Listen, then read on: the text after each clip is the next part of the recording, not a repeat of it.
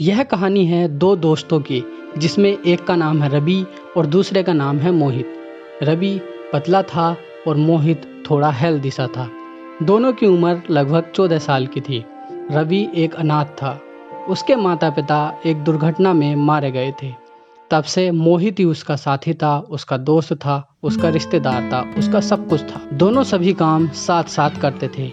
बचपन की दोस्ती दोनों के साथ साथ खेलते कूदते बड़ी हुई। वे दोनों दिन भर गांव में खेलते कूदते, गप्पे मारते और मस्ती किया करते थे। आ जाओ बच्चों, खाना खा लो। और कितना खेलोगे?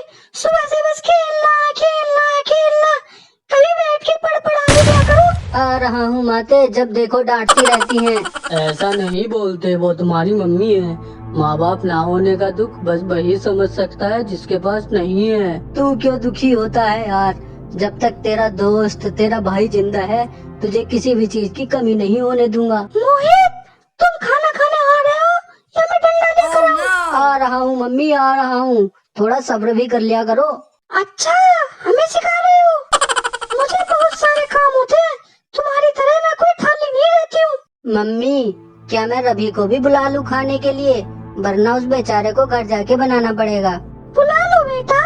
रवि, मोहित और उसकी मम्मी तीनों मिलकर खाना खाते हैं और आपस में बातचीत करने लगते हैं। तभी गेट पर मोहित के पापा आकर डोल वैल बजाते हैं। उनको देखने के लिए उसकी मम्मी उठकर चली जाती है।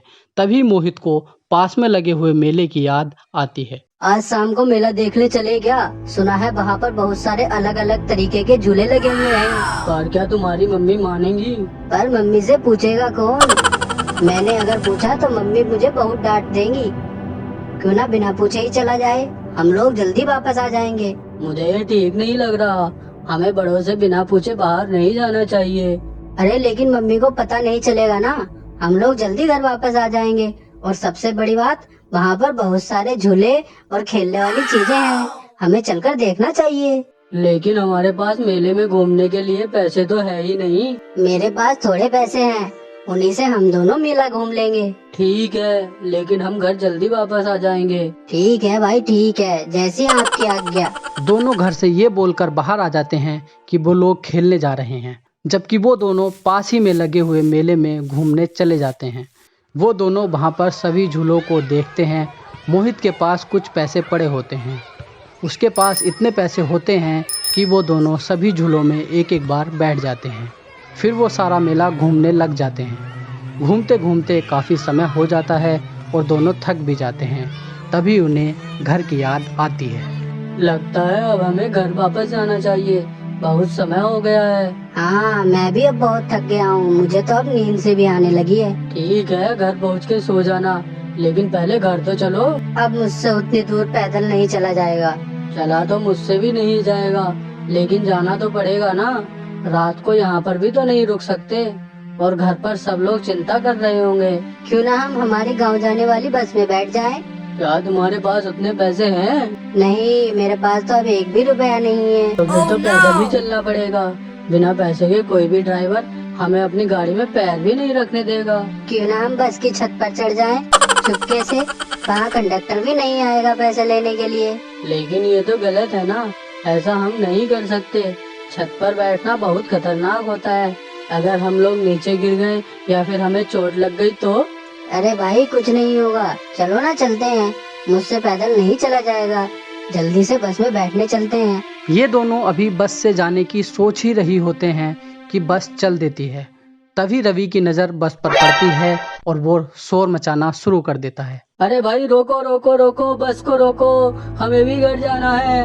धत तेरे की, ये क्या हुआ? बस तो निकल गई।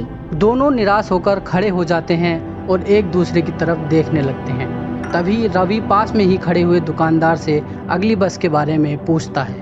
काका, रामगढ़ जाने वाली अगली बस कितने बजे है? बेटा, अब तो यहाँ से वहाँ के लिए कोई भी बस नहीं है, ये तो आखिरी बस थी। मैंने कहा था ना जल्दी से बैठ जाते हैं, लेकिन तुम माने ही नहीं। किंतु मैं तो... कोई किंतु सिंतु नहीं। अब हमें पैदल ही 5 किलोमीटर का रास्ता नापना पड़ेगा, वो भी घने जंगल से होकर गुजरना पड़ेगा। मुझे तो डर लग रहा है। दोनों पैदल ही अपने गांव की ओर चल देते हैं। रास्ते में एक बहुत घना जंगल पड़ता है।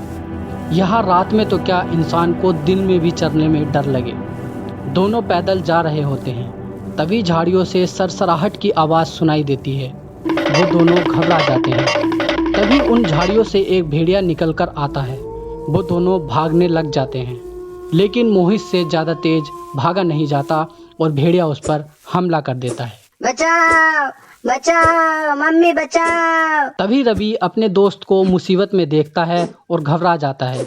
वो अपना दिमाग लगाता है। उसके पास एक माचिस की डिब्बी रखी हुई थी। वह उसे निकालकर एक आग की मसाल जला लेता है।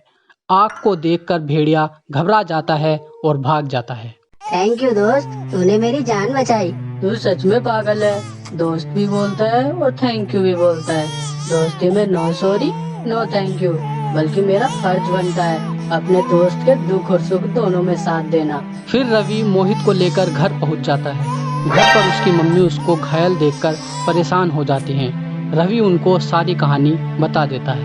बेटा, अगर तुझे मेला ही घूमना था तो तू मुझसे बता देता, मैं और तेरे पापा तुझे घुमा लाते। तुझे इतनी चोट तो नहीं आती। मुझे माफ कर दो मम्मी, मैं अब से आपसे बिना बताए कहीं नहीं जाऊंगा। वो तो शुक्र है रवि का जिसने मुझे बचा लिया। भगवान ऐसा दोस्त सबको दे। धन्यवाद बेटा, आज तुमने मेरे जिगर के टुकड़े को बचा लिया। आज से मेरा एक नहीं दो बेटे हैं। दोस्तों, इसी तरह की कहानियाँ देखने के लिए हमारे चैनल को सब्सक्राइब कर दीजिए और बेल आइकन भी दबा दीजिए। धन्यवाद।